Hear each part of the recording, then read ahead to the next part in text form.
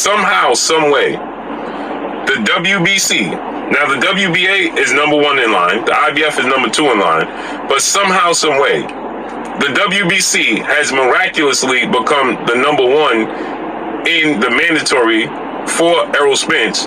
And now the WBC is pushing, as a PBC, Premier Box Champion, founder and advisor Al Heyman, we know they have been pushing for Errol Spence to fight Keith Thurman, okay? Again, after Keith Thurman beat Mario Barrios February 5th of this year, the WBC made that title eliminator. The PBC put up a poll saying who wants to see Keith Thurman fight against Errol Spence, where Errol Spence responded and said the PBC needs to take the L out of lover. L-O-V-E-R. Take the L out of it, and it says over, okay? So Keith Thurman, Errol Spence said, it's over. I'm not fighting Keith Thurman. Now, miraculously, they put Keith Thurman in position. Now that the Terrence Crawford fight is not going to happen, now he's in position to be the mandatory challenger for Errol Spence, and now they're enforcing it. Well, I have a solution. Errol Spence needs to petition the WBC immediately and tell him he wants to be franchised. Now let's use the franchise belt the way it's supposed to be used. Okay? Now let's take advantage of the franchise title. Okay? Now Errol Spence should be franchised right now. Since the franchise belt can be it can be transferred. Initially when it was created, it couldn't be transferred, okay? But now the franchise title can be transferred. So Errol Spence should go ahead now and petition the WBC to be franchise champion, so he don't have to honor this Keith Thurman fight as a mandatory. And now he can fight Jaron Ennis or Stanionis and still keep his WBC title. Peace and pugilism.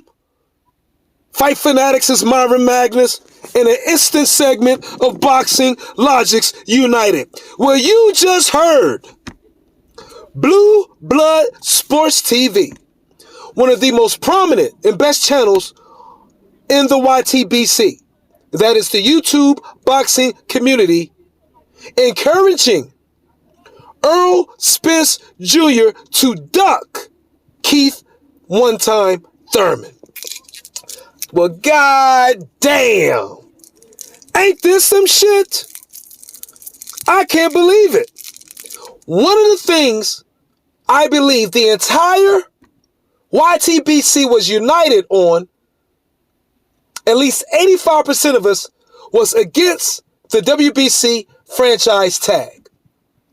We were all against it, which is the same as the WBA Super Champion, because we want the best to fight the best. Here's one thing. This would be an amazing fight that everybody would want to see. Why?